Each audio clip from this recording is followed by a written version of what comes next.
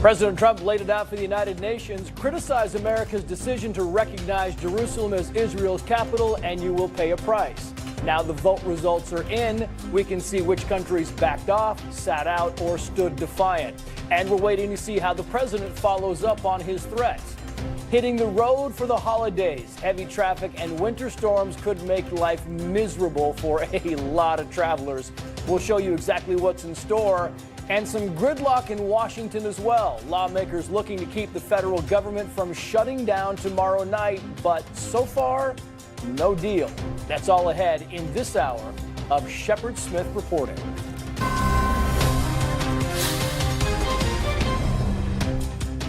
I'm Trace Gallagher in for Shepard Smith. News of a vote at the United Nations reverberating back to Washington. Dozens of countries defied President Trump and voted to criticize his decision to recognize Jerusalem as the capital of Israel and move the U.S. embassy there.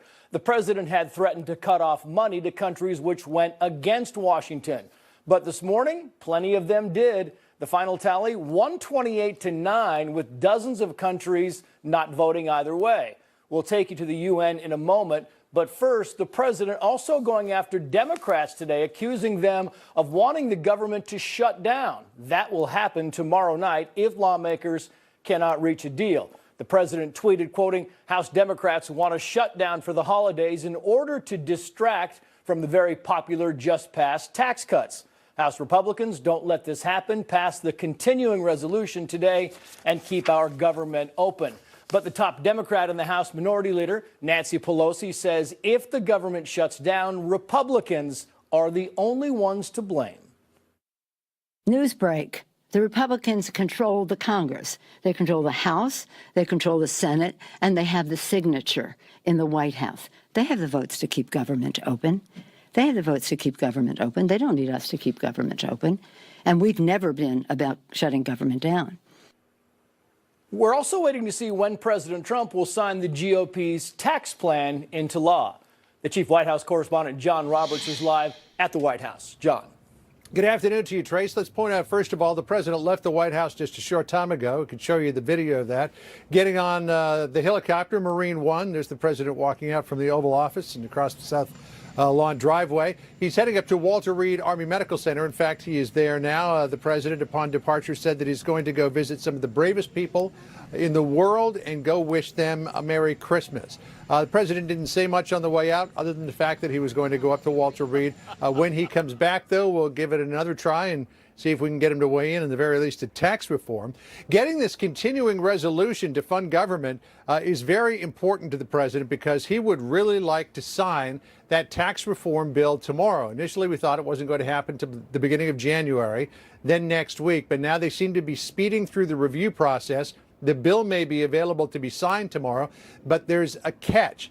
You see, the president needs to have what are called pay-go waivers in a continuing resolution in order to sign that bill tomorrow. Under pay-go, any increase in the deficit caused by either spending or tax cuts has to be paid for by cuts to entitlement programs like Medicare, farm subsidies, other things like that. So if the president does not get those waivers, he cannot sign the bill in 2017 because those cuts would kick in almost immediately in 2018. But if he waits until January, then those cuts do not kick in until 2019. So they're just anxiously awaiting what's going on up in Congress right now, Trace, to see if they can get a continuing resolution through and get one through, including those pay-go waivers. Trace?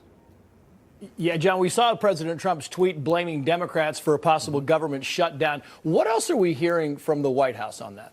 Yeah, the White House doesn't see any reason why there should be a government shutdown because this is simply a continuing resolution, albeit for 4 weeks instead of the 2 weeks that we've been seeing these continuing resolutions run for. It would fund the government through the 19th of January. Again, the one that came out of the Rules Committee in the House would include those pay-go waivers. But the White House knows that there are some big budget battles ahead. Mitch McConnell has committed to taking up the Deferred Action for Childhood Arrivals issue, the so-called Dreamers, in January. That was something that Arizona Senator Jeff Flake really wanted to see. So the White House doesn't understand why Democrats would stand in the way. There's a bit of a theory running around here that the president has said he wanted to get tax reform done before the end of the year. And if the Democrats balk on these pay-go waivers, that would mean the president can't make that deadline. And they could say, well, you didn't sign it by the end of the year. You had to wait until January. Let's hope nobody's that petty, though, Trace. Yeah. We talked earlier about the fact that there was kind of a hit today to the president as well as Benjamin Netanyahu. How is the White House responding after dozens of countries in the UN voted against President Trump's decision to recognize Jerusalem as the capital of Israel? It's sort of muted right now. We'll have to apologize, Trace. We lost about half of our lights out here on the North Lawn. You put the statistics up. It was 128 countries that were voting for that resolution. 9 voted against it, including the United States, Israel, and a handful of very small countries like Guatemala, Honduras, Micronesia, Palau, and Togo. So no country of any significance voted against that resolution. There were 35 abstentions, though. But the United States has said that we're going to withhold aid to any country that votes against us. Sarah Huckabee Sanders was asked about that here on the White House driveway earlier today. Here's what she said. Will the U.S. cut aid money to UN countries that vote against the president's Jerusalem decision? I don't have an announcement on that right now, but it's something we're certainly watching. Is it appropriate that the president and Ambassador Haley keep making those threats to cut aid? I think it's appropriate for the president to put America first and focus on the safety and security of Americans. That's his job. The president was asked about that yesterday in the cabinet room. He said, let them vote against us. We'll save a lot of money. But there's also another school of thought here, Trace, that the White House knows that there are a lot of nations around the world that feel they have to say what they have to say and say it now and do what they think they have to do in the United Nations. But privately, a lot of those nations are saying different things to the White House. And the White House also believes when they finally release their peace plan for Israel and the Palestinians sometime early next year, they think that people around the world will be saying something quite different. Trace? It looked like a big cloud came over there for a second, John. The lights went out on you, but I know it gave your eyes a break. We've been out there many times. You're like, oh, if I could just turn these lights off for a few seconds, it would be fantastic on my eyes. The Chief White House Correspondent John Roberts live for us in the North Lawn. John, thank you. Thanks. Well, more than 120 countries signed on to blast President Trump's decision recognizing Jerusalem as Israel's capital. The resolution that passed declares the decision null and void.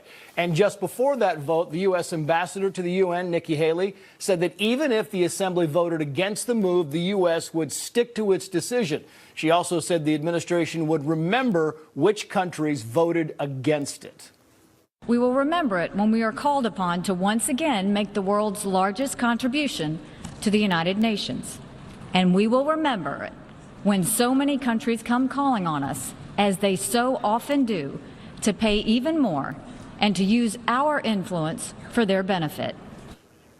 Of course, the vote is a win for the Palestinians. A spokesperson for the Palestinian president thanked the countries that voted for the resolution, quote, despite all the pressure exerted on them. But supporters of the resolution had predicted they would win more than 150 votes rather than the 128 that they got. So it seems at least some nations may have caved to Team Trump's pressure. Rick Leventhal is live for us at the United Nations. Rick.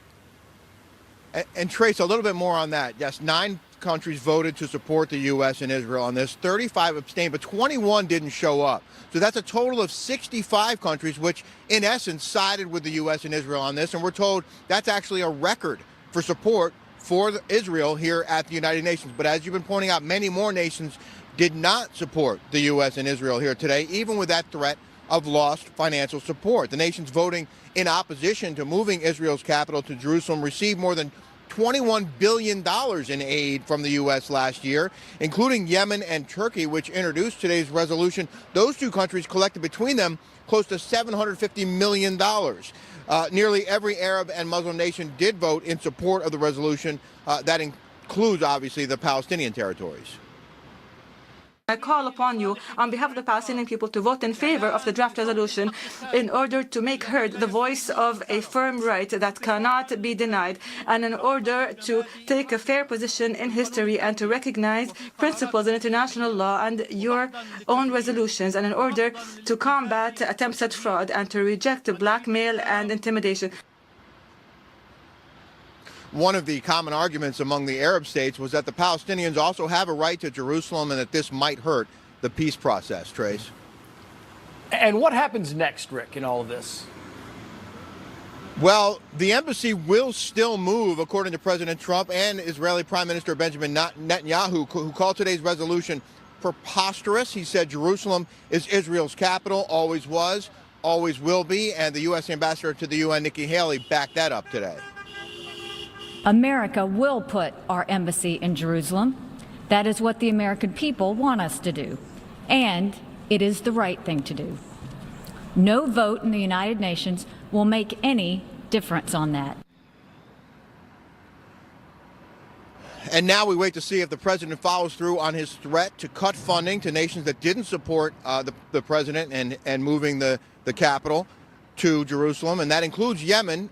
We heard from a State Department spokesman earlier today, Trace, who said they're paying close attention to the vote, but he also noted that there was a humanitarian crisis in Yemen and that no decisions have been made just yet.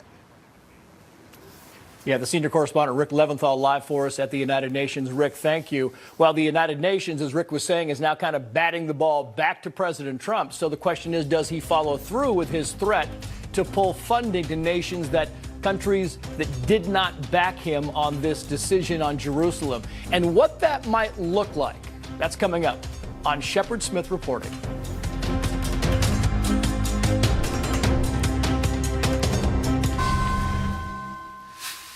Now, more on the UN vote on President Trump's decision to recognize Jerusalem as the capital of Israel. The president threatened to cut aid to countries that voted against the U.S., and 128 of them did just that. Let's bring in Josh Letterman. He is the State Department reporter for the Associated Press. And Josh, clearly, no matter how you kind of twist this around and spin it, it's a hit to President Trump and to Prime Minister Benjamin Netanyahu, correct?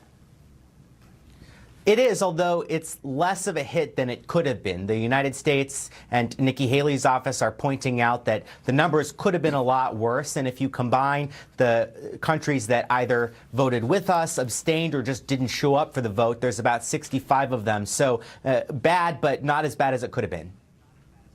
Yeah, that's the glass half full portion where, you know what, they were expecting about 150 votes. So of the 193 members that there are, you got 128. So, yeah, I mean, you can spin that to say that this could have been a lot worse against the U.S. But I want to put this up on the screen.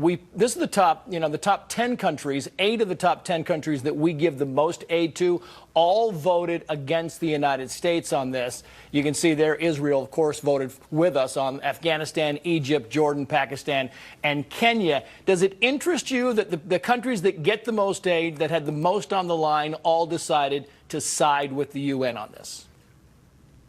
Well, on the one hand, there was no realistic chance that some of those countries, such as Egypt and Jordan, were going to vote with the U.S. on this. They simply, because of their own domestic politics, couldn't do anything but reject the U.S. recognition of Jerusalem. But you're absolutely right that they defied what seemed like a clear threat to cut off this critical source of funding for those nations. And I think that they, in a way, called the president's bluff. And we're already seeing in the hours after this vote, the Trump administration start to back away from that. Just a few minutes ago at the State Department, the spokesman was saying there's been no final decision. And even Haley's office is saying, as far as UN funding, this will be one factor, but not the only factor. You know what I found more interesting, Josh, is that, you look at the rundown here and you have India and Russia and China all voting against this. And Israel in recent months, Benjamin Netanyahu, has kind of touted them as allies. And they all kind of vehemently said, no, we're not going to go along with moving the capital to Jerusalem. That's right. I think one of the reasons you're seeing close U.S. allies on the opposite side of the U.S. is it actually was the U.S. that changed position on this, not all of those other countries. Under successive previous administrations, the U.S. believed Jerusalem was a final status issue that needed to be negotiated between the parties and didn't take a position on the capital issue. That changed under Trump. So these other countries actually are staying consistent as far as their view of how the capital issue needs to be addressed. And as a result, with this UN vote today, they found themselves on the opposing end of President Donald Trump.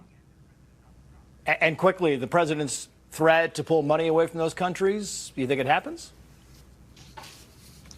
I think probably not. You know, there could be some symbolic, you know, we're going to cut a small amount to sort of show that we're not happy with this. But the fact of the matter is we give this money to these countries for strategic reasons for us. Egypt is fighting a major insurgency in the Sinai Peninsula. It's very important for our own security and other interests that we have these relationships with those countries. And so for that reason, I anticipate most of that aid will continue. Yeah, but the president is very high on loyalty. Josh Letterman, Associated Press. Josh, thank you. Thanks. Well, it looks like a late night on Capitol Hill as lawmakers try to avoid a government shutdown. They have until tomorrow night to get a spending bill signed. We'll explain what needs to happen coming up.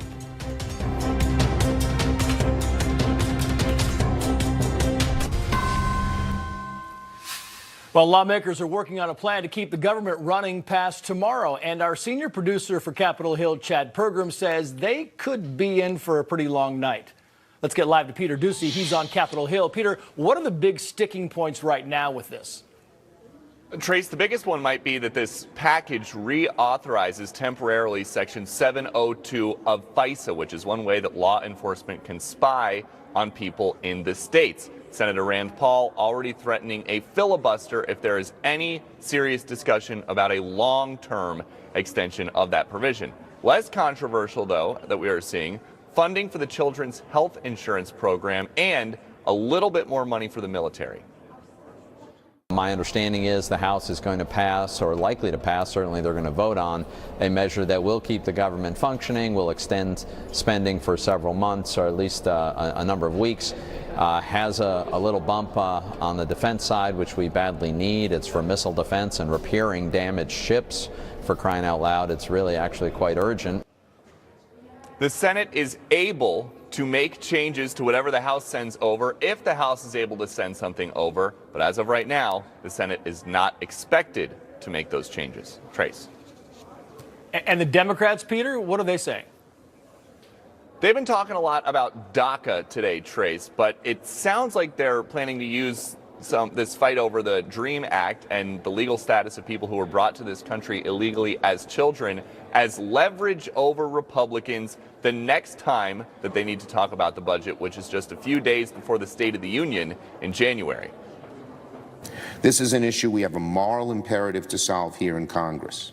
So, Democrats want to make sure that we have equal bargaining, and we're not going to allow things like disaster relief go forward without discussing some of the other issues we care about that I've mentioned. And Schumer mentioned it, also being considered today $81 billion in government assistance for the victims of natural disasters. That is something that conservative groups like the Heritage Foundation and the Club for Growth are urging Republicans to vote no on. They are not satisfied because there are no offsets, so it's new spending without cuts elsewhere. So if that one is going to pass, chances are it's going to have to be with a lot of Democratic support in the House. Trace. Yeah. Peter Ducey live for us on Capitol Hill. Peter, thank you. Well, we are getting a look at how some companies are changing their spending as a result of the Republican tax plan. The Fox Business Network's Connell McShane is live for us in New York. Connell. Well, you know, Trace, companies are going to save a lot of money on this tax cut plan. There's no doubt about that. With the corporate rate coming down from where it is now at 35% to 21%, certain industries will save more than others. Banking, for example, we're outside of Wells Fargo here in New York City, and the banks pay high effective rates, generally speaking, under the current system. So Wells Fargo, with the savings it has, is planning to boost the minimum wage it pays hourly workers up to $15 an hour. So is Fifth Third Bank Corp., another bank. We'll take a look now at some of the other announcements we've had the last couple of days from companies. They've been all over the place. I mean, AT&T, $1 billion in investments in the United States, in addition to $1,000 bonuses handed out to employees, $300 million in investments from Boeing. You have CVS pledging to hire 3,000 workers. FedEx wants to hire as well. Talked about Wells Fargo already. I'll tell you the key in talking to experts, Trace, about this is you have to look at the companies who are saying they're going to hire or saying they're going to boost wages. The economists will tell you that's far more beneficial long term for the economy than simply a one-time bonus. Trace? Yeah, and Connell, the Democrats are kind of pointing out that a bunch of companies bought back stock ahead of these votes, right? Yeah, saw some of the comments from Senator Schumer about that earlier today, and you're right, a number of Democrats have been pointing that out. And they're right, there are a lot of companies in recent weeks that have announced billions and billions in stock buybacks. Home Depot is one, Oracle, Pfizer, Honeywell, Bank of America. There have been others. You know, the thing about buybacks is, and the economists, the analysts that we speak to will tell you this, there's nothing wrong with buying back your own stock. It helps out investors. It certainly can help out the company, can help out even the stock market. But the argument from Democrats has been that you get less bang for the buck there long term for the workers. And they say, again, to go back to the earlier point, the hiring and the wages are more important.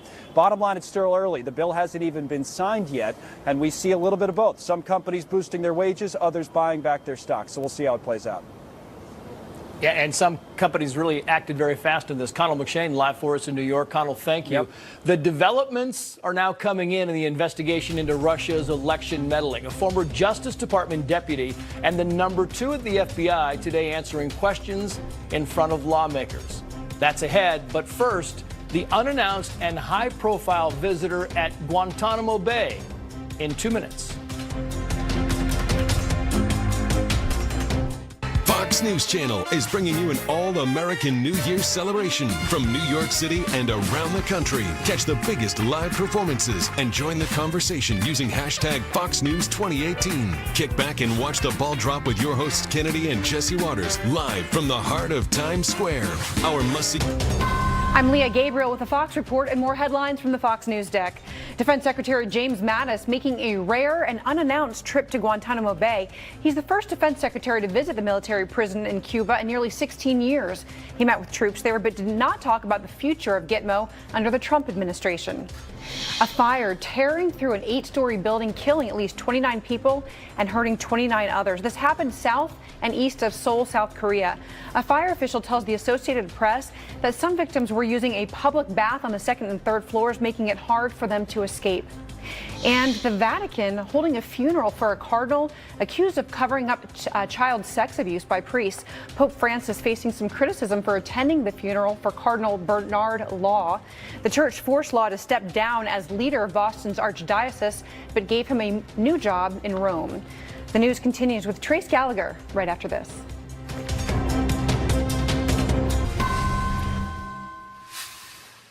Well, a Justice Department official facing questions on Capitol Hill today on the Russia investigation. The former Associate Deputy Attorney General Bruce Orr is testifying behind closed doors in front of the Senate Intelligence Committee. Fox News has reported the Justice Department demoted Orr after he concealed meetings with the officials from Fusion GPS. That's the firm behind the so-called Trump dossier. Fox News has also confirmed Orr's wife worked at the same firm during the 2016 election. This comes as top Democrats on the Senate Intelligence Committee warned President Trump that firing special counsel Robert Mueller would be a gross abuse of power.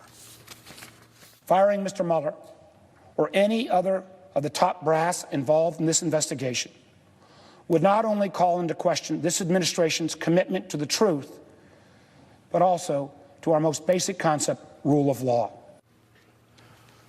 President Trump has said he has no plans to get rid of Mueller, but some of the president's allies have criticized the special counsel's team, accusing some members and former members of political bias. The Deputy Attorney General overseeing the investigation told Congress he sees no reason to fire Mueller. House and Senate investigators, along with special counsel Robert Mueller, are looking into Russia's meddling in the 2016 presidential election and possible collusion with members of President Trump's campaign. The White House and Russian President Vladimir Putin have said there was no collusion. Let's bring in Caitlin Huey-Byrne. She is the national political reporter for Real Clear Politics. And it seems to me, Caitlin, that no matter how many times the Trump administration comes out and says, we're not going to fire Mueller, the Democrats say, we're not buying that. Right. You've heard at every turn that Democrats really want to protect the integrity of this investigation. And even though the president and the White House have said that they don't plan on firing Robert Mueller, there is the real question here about who else that this ire might be trained at. Remember, the president is very frustrated with Jeff Sessions, who kind of who recused himself from the investigation, and this all kind of spiraled from that. Also, Rod Rosenstein, the deputy attorney general, who you mentioned was on Capitol Hill recently testifying as well, saying, look, the Mueller investigation, I have confidence in it. So on that hand, you also have, on the other hand, Republicans who are trying to also kind of undermine the investigation, pointing to those text exchanges, those emails, raising questions about that. And you mentioned Rod Rosenstein, and it's important to kind of point out that he did say, look, that Bruce Ohr had nothing to do with this Russia investigation at all. Right, and Republicans on the committee have been pointing to that dossier and raising questions about whether that was the impetus for opening this investigation, and in fact, that has not been proven. And so I think that's important to know. And look, there are lots of politics at play here, right? The Russia investigation is something that is very top of mind and interesting to the Democratic base, and it's also something that the Republican base is very interested in terms of trying to play down the significance here. Right, but if you were reading this as a novel, it is kind of cozy. You see, well, Bruce Ohr did meet with Christopher Steele, who was the author of the dossier, and that his wife kind of worked for Fusion GPS. So when you kind of put those together, you're like, well, maybe we should look into this a little bit deeper. Right, and that's certainly what Republicans are trying to play up here, and that combined with those text messages, it certainly fuels that argument at a time where, you know, the integrity of this investigation is really important. But it also does raise questions whenever you have Republicans out there talking about Robert Mueller, talking about how they don't like where this investigation is going. It also, of course, raises the question of, okay, what's behind that? Why not let this play out and then make decisions later about the conclusion? Not only what's behind it, but how deep does it go? I mean, this thing goes all the way back to the Obama administration. There are now links to the Obama administration, the campaign. The Obama campaign paid a law firm that was supposed to pay Fusion GPS. And we should point out, of course, that Fusion GPS is known for getting opposition research. So it's natural. But the question begs, when did this all start and where does it end? Right, exactly. And also, as it pertains to the Mueller investigation, you have had a lot of high-profile indictments and charges here. You know, you've had 4 people connected to the Trump campaign indicted. You've had 2 who pleaded guilty to lying to the FBI. And so it just shows that this probe is expansive, and that's why Democrats want to preserve the integrity of it and make sure that the president doesn't move to fire anybody kind of involved in this. And there are also a lot of Republicans on Capitol Hill who don't want the president to make any moves on this as well, want him to focus on things that he should be focused on, like the economy, this tax bill that they want to sell as examples.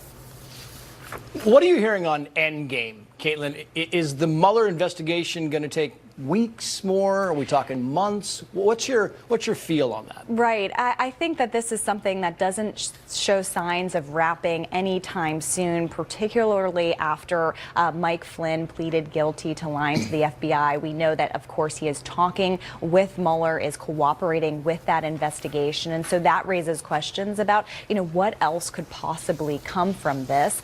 Republicans and the White House have said that they hope that this ends soon, but I don't think we've seen any evidence so far of this wrapping up anytime soon.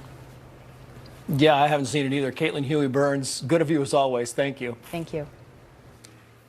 Well, a North Korean soldier used a cloud of thick fog to help him cross the heavily guarded border separating the 2 Koreas and defect safely into the south. That, according to South Korean military officials. They say it happened in a remote section of the demilitarized zone, which stretches about 150 miles or more. South Korean soldiers fired warning shots at troops from North Korea who were apparently trying to chase the defector. It is the 4th time this year that a North Korean soldier has defected across the DMZ. You may recall another soldier used a Jeep to make a dramatic escape just over a month ago. North Korean soldier shot him 5 times as he ran to freedom, though he did survive. Meantime, police in Australia say the man who drove his SUV into a crowd of people has a history of drug and mental health problems. But they say they have found no evidence of terrorism.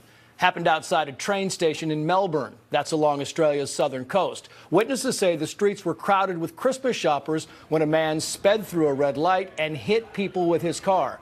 Police say he injured at least 19 people before he crashed into a traffic barrier. An off-duty police officer helped stop the suspect, who is an Australian citizen of Afghan descent. And while cops say they don't think this was terrorism, they also say this was no accident. The chief correspondent, Jonathan Hunt, is here with the latest on the investigation. Jonathan. Yeah, nothing definitively ruled out at this point, Trace, and nothing definitively ruled in. But clearly officials at the moment are leaning away from the terrorism connection. What they say they have is a man in custody who was originally from Afghanistan but an Australian citizen, a man with mental health issues, a man with drug use issues, reportedly missed a medical appointment earlier in the day. Something then triggered his decision to drive into the middle of a crowd of holiday shoppers in the middle of rush hour, an attack that, while it may not have been terrorism, was certainly terrifying. Listen here. This is horrific, it's evil, but we are not defined by these sorts of incidents. I'm confident that we will go about our business and we will celebrate Christmas. 19 injured, 4 of them still in critical condition. The youngest of the victims, a 4-year-old boy, the eldest an 80-year-old. It is just about 7:40 a.m. Friday morning in Melbourne, Australia. And as we understand it, Trace, police are due to start interviewing this guy again any moment now. Horrifying, but certainly not the first time we've seen this type of attack. It's not. We've seen a lot of these sort of attacks around the world over the last couple of years. Perhaps the one that we are all most familiar with came in October, of course, when a man drove a truck down a New York City bike path, killing 8 people. London has seen 2 similar attacks this year, both definitively linked to Islamic extremism. In April, 5 people were killed on a shopping street in Stockholm, Sweden. And last December, of course, right around this time of year, 12 people died in a vehicle attack on a Christmas market in Berlin, Germany. The deadliest of all these attacks came in July 2016 when a man drove a huge truck into a crowd in Nice, France, killing 86 people. It will, of course, be no surprise that police forces across the United States and indeed around the world are on alert for exactly this kind of attack during this holiday season. It seemed to be kind of a rental car thing as well. They used a lot of rental cars in a lot of these different attacks. Yeah, very difficult to stop. Yeah. Jonathan Hunt, thank you, sir. Sure. Well, an American man who faces years in an Indonesian prison for trying to pick up a shipment of medical marijuana in Bali is back in custody after he managed to escape for 5 days. Police paraded the California native in front of reporters. Christian Beasley says he has a license to use medical marijuana and said he escaped after facing extortion threats behind bars. I have a license to use ganja for medical reasons, but they want to give me 4 years or more. In jail, they threaten me for protection money. This is why I leave. I have medical report from my doctors here and in America of why I use ganja. Yeah, as cops led him away, the American shouted, "I need help." Beasley's family says they have reached out to the U.S. government officials and are very concerned about his health. Well, a record number of Americans expected to travel this holiday weekend. Really no surprise there. But forecasters say multiple winter storms, right? Can you see them at the airport? Set to hit areas across the U.S. in coming days. Up next, the forecast that shows what you can expect for the holiday traveling season.